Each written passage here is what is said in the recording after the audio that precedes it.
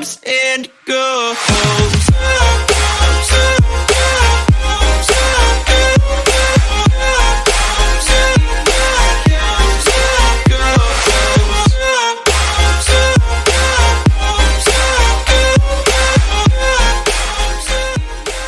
Assalamualaikum warahmatullahi wabarakatuh, sahabat Inspira Frame. Hari ini ketemu lagi dengan saya, Mbok Daster. Ini ada tamu istimewa hari ini. Hai. Ada Mbak Eki. Nah, Mbak Eki ini adalah sahabat kami dari Indonesia Bicara ya Mbak ya? Betul. Oke, terus Mbak Eki ini berbagai macam prestasi udah diraihnya nih. Waduh, berbagai macam tuh berapa Mbak? Oke, Mbak Eki ini sekarang aktif di Radio Recop Guntung ya Mbak ya? Iya, betul. Nah, jadi saya hari ini mau wawancari orang yang salah. Kenapa? Ini orang keren dalam Waduh. dalam Nggak, sama dalam aja. bidang MC ya. Malah diwawancari sama orang kayak saya. Nggak apa-apa, Oke. nanti kebalikan, nanti gantian. Oh gantian, oke. Jadi ini selain aktif di Recop Buntung, terus aktif di Indonesia Bicara juga, dan ada prestasi nih yang paling membanggakan dari Mbak Eki, yaitu aktif membuat vlog ya Mbak, rutin ya? Iya, insya Allah. Lalu pernah menang juga di pentas vlog, jadi kayak di lomba vlog di Korea. Namanya apa Mbak? Gigi kontes vlog. Gigi kontes vlog. Oke. Jadi setelah ini kita akan bicara banyak tentang bagaimana cara kita bisa menjadi vlogger dengan cara yang sederhana tapi ternyata prestasinya mendunia kayak gitu. Oke. Sebelumnya bisa dikenalin dulu Mbak sedikit tentang Mbak Eki. Hai, namaku Eki, lengkapnya Eki Arum Hasanah, tapi biasanya kalau di medsos tuh aku namanya Eki Paradaisi. Wih, Paradise. Itu soalnya aku kan juga punya channel, Paradisi Channel. Tuh, Jangan bisa lupa subscribe ya. Sebenarnya cerita soal vlog ini tuh aku juga udah ceritain di Paradisi Channel juga di vlogku. Nanti bisa ditonton. Tapi ini mungkin karena kebetulan di sini. Jadi Mbak Kiki mau tanya-tanya, ya udah kita belajar bareng. Ya, Kita ngobrol bareng. kita aja nggak apa-apa Mbak Eki. Gimana? Dulu, jadi Mbak Eki ini dari berapa bersaudara nih? Aku 2 bersaudara, anak pertama. Asli Bantul. Asli mana? Bantul asli. Oh, Bantul. Iya, Bantulnya Piungan sih kecamatannya. Iya, dulu di Universitas Kalijaga ya? Uin Sunan Kalijaga Yogyakarta. Oke, terus mulai dari buat vlognya itu pertama kali yang tiba-tiba memotivasi Mbak Eki itu gimana? Ceritanya tuh dari awal. Kalau vlognya sendiri pertama kali, mungkin vlog tuh lebih kayak ini ya, kita bikin video yang kita nampang gitu ya. Oh iya, Gitu saya ya? juga mikirnya gitu. Iya kan, maksudnya Iya. kalau video-video yang lain tuh sebenarnya karena aku kan jurusannya di jurusan komunikasi penyiaran Islam. Oh, jurusannya Jadi- udah pas gitu ya linknya. Jadi tugas-tugas semester 5 itu tuh banyak yang bikin video, disuruh jadi reporter lah, presenter lah, dan sebagainya itu udah banyak. Nah itu aku juga upload di YouTubeku, YouTube pribadi kayak gitu. Udah bikin channel duluan nih. Itu dari tahun 2011. Nah terus 2011. iya soalnya kan Berarti udah 9 tahun ya? Iya. tapi awal-awal tuh aku cuma bikin video iseng-iseng, misal 17 Agustus di dusun kayak gitu loh. Iya. Itu Yang aku sederhana dulu gitu kan. itu aku upload kayak gitu. Nah, baru yang semester 5 kuliah kayak gitu, baru yang video-video tugas kuliah itu aku upload. Itu udah tahun berapa ya? 2013-an mungkin. Nah, terus itu kan iseng-iseng tuh, Mbak. Nah, mulai bener-bener ininya tuh waktu aku di Pare, Kediri. Oh, kelas bahasa Inggris. Iya, betul. Iya. Nah, itu kan karena banyak banget temen tuh yang tanya, Ki di sana tuh kamu ambil kursus apa, terus di kos mana, terus pertanyaan tuh banyak banget gitu loh. Oh iya. Nah terus aku daripada aku jawabin satu persatu kan, Iya. ya udah aku bikin video aja, terus ntar suruh aku liatin video itu gitu. Ya udah akhirnya bikin video yang pertama kali itu aku nge-review kosku. Oh, kos yang di sana. Kos yang di sana, dan itu tuh bener-bener ya videonya simple banget dan kayak nggak terkonsep gitu. Cuma ya ini loh guys, ini kamarku kayak gini, terus Tapi memberi informasinya lengkap lah ya. jadi mulai dari kasurnya ada apanya, pokoknya ada apa yang sederhana Iya, di situ. sederhana. Terus kamar mandinya kayak gimana, terus Harga mungkin. harganya juga. Fasilitas. Pokoknya fasilitas yang ada di situ. Terus juga aku di sana tuh kursus apa sih, ambilnya program apa, terus biayanya berapa kayak gitu. aku jelasin semua di situ. Nah akhirnya aku upload itu di YouTube, ternyata setiap hari tuh yang nonton tuh makin banyak gitu loh. Padahal video-video lain yang aku cuma iseng-iseng aja itu tuh nggak ada yang nonton, paling cuma berapa belasan kayak gitu. Nah itu tuh hampir ratusan yang nonton. Terus aku mikirnya, oh ini mungkin emang banyak yang cari informasi tentang itu gitu ya. Terus akhirnya ya udah bikin video yang banyak tentang Pare, tentang kursusan di Pare, tentang kos-kos yang ada di Pare kayak gitu. Tapi memang di Pare itu, jadi saya kan punya saudara di sana tuh Mbak Iki. Nah saya tuh sering banget kan ke sana gitu. Memang kayak punya ini ya, kayak punya daya tarik tersendiri ya. Iya, Jadi, kan namanya kampung Inggris iya, kan. kampung Inggris terus kayak rame banget, udah kayak ada kota tersendiri di Iya, sana. benar-benar iya. Kayak Udah kayak kota di kalau kita dusun. ini ke Jogja gitu kan, ada banyak mahasiswa yang kumpul di sana gitu kan ya. Oke. Terus setelah itu gimana Mbak Ki? Terus habis itu buat itu rutin gitu ya? Gitu. Akhirnya ya rutin. Awalnya kan karena aku emang abis lulus itu di sana niatnya 6 bulan di Pare. Tapi karena kehabisan duit kan, jadi di sana cuma 4 bulan terus pulang ke Jogja. Iya. Nah selama 4 bulan emang bener-bener produktif bikin video tentang Di sana. situ gitu ya? Terus ini Mbak Eki semua sendiri tuh, maksudnya dari kameramennya, skripnya, semuanya. itu semua Mbak Eki. Luar biasa nih. Lah mau Perempuan muda berkemajuan ini benar-benar. soalnya mau bikin kru nggak bisa berani bayar itunya, ya kan? Ya udah jalanin sendiri kan. Oke, ini nggak ketemu iFrame sejak dulu berarti. Iya, Di belum sini banyak ketemu. kru ada. Oke, jadi gimana Mbak Eki? Ada nggak selama membuat vlog kayak gini, ada nggak misal kendala, suka dukanya lah? Apa gitu, sukanya apa, dukanya apa, atau memang ini udah jadi apa ya? Ini udah potensiku gitu loh di sini atau gimana?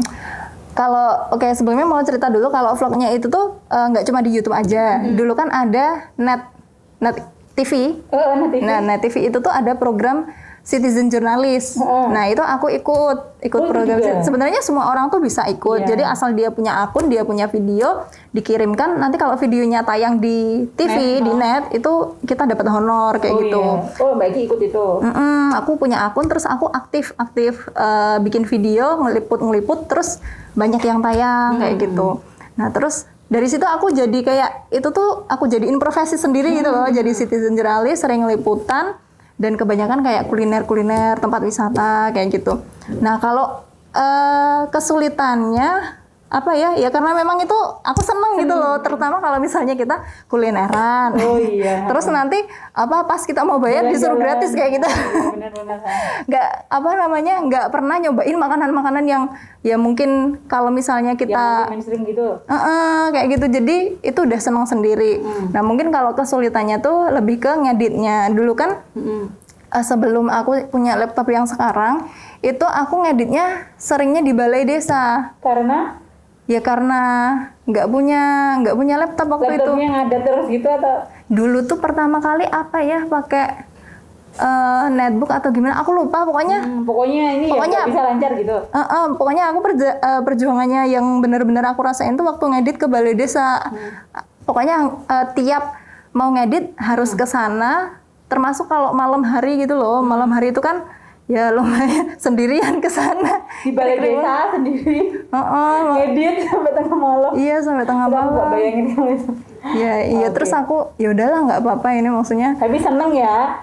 Iya, seneng ya bikin vlog kayak gitu udah beli jurusan kuliah sama apa yang dilakukan sekarang tuh benar-benar linear ya Mbak ya. Ya alhamdulillah kayak gitu. Alhamdulillah tuh kemewahan dunia tuh Mbak. Jadi Iya, benar. apa yang kita suka ternyata itu yang jadi jalan hidup kita tuh keren banget. Tidak semua orang bisa kan.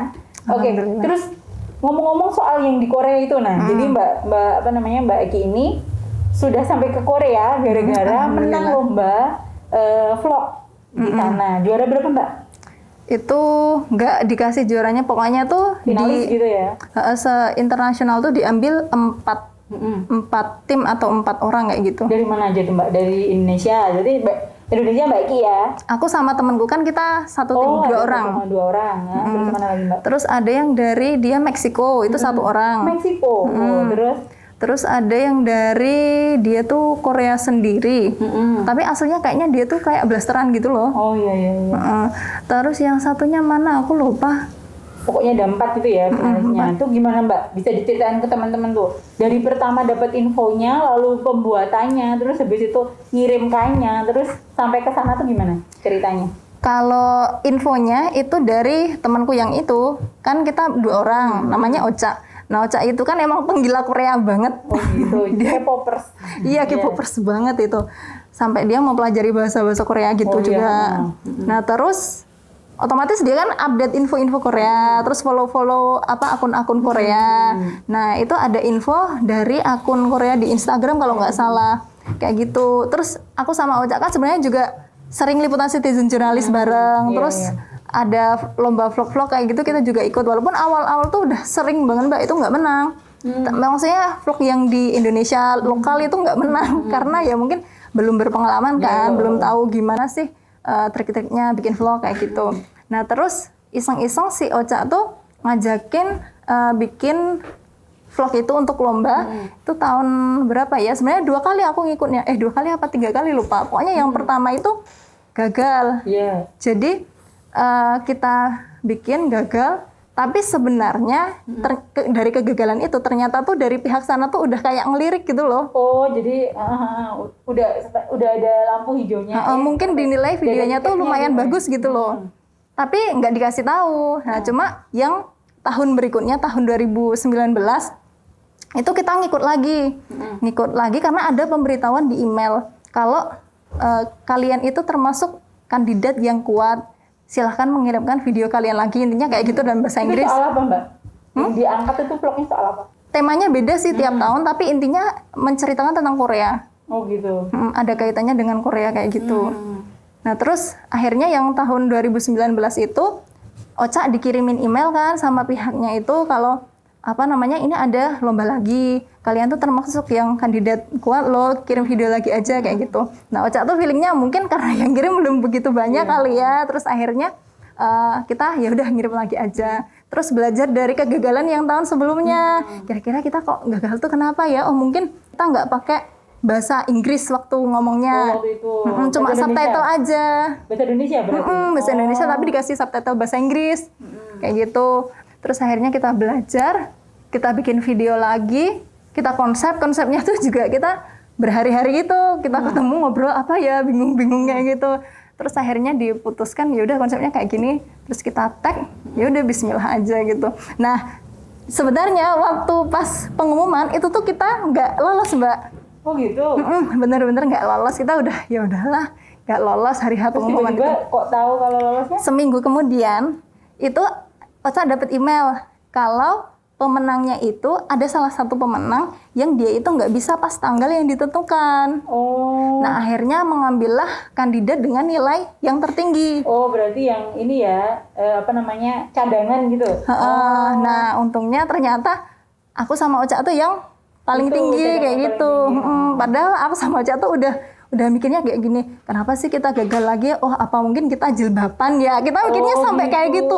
Yang lainnya kan mereka maaf ya pakaiannya seksi-seksi kayak gitu. Terus mereka yang ya mungkin menarik lah dari segi itu. Tapi apa karena kita jilbaban terus mereka dari pihak Korea mikir kayak gitu ya. Ternyata begitu kita dinyatakan menang, kita langsung hapus. Ternyata enggak, ternyata mereka enggak mikir kayak gitu. Ternyata mereka terbuka pikirannya kayak gitu. Berarti ini termasuk K-popers yang sangat yang fanatik di K-pop tapi bermanfaat namanya. Alhamdulillah kayak gitu. Jadi nggak hanya sekedar lalala ye tapi malah mencari informasi tentang Korea. Nah mungkin kalau buat teman-teman sendiri Mbak Eki, ada nggak kiat-kiat khusus gitu? Ada kiat-kiat atau tips-tips yang bisa dibagikan supaya kita bisa menjadi vlogger yang bermanfaat, terus bisa konsisten dalam dalam membuat vlog, lalu kemudian bisa mendapatkan subscriber yang banyak. Monggo. Sebenarnya kalau dinilai dari YouTuber yang lain kayak gitu, punya aku tuh termasuk yang agak lambat menurutku. Karena mungkin aku sendiri ya itu juga. Terus mungkin kontennya tuh sebenarnya belum begitu fokus, masih acak gitu loh, random. Terus kalau untuk yang vlognya, terutama mungkin lomba ya. Ini juga aku udah jelasin di videoku itu. Untuk lomba itu sebenarnya biasanya pihak yang menyelenggarakan lomba itu pasti mereka pengen banget yang namanya ngangkat mungkin dari instansinya dia. Misalnya kalau di apa vlog yang di Korea itu kan dari Gyeonggi-do Tourism Organization. Jadi kayak apa ya? Mungkin kalau di sini dinas pariwisatanya sini kali ya. Nah, di sana tuh mereka pengen ngangkat Gyeonggi, provinsi Gyeonggi itu biar dikenal masyarakat luas kayak gitu.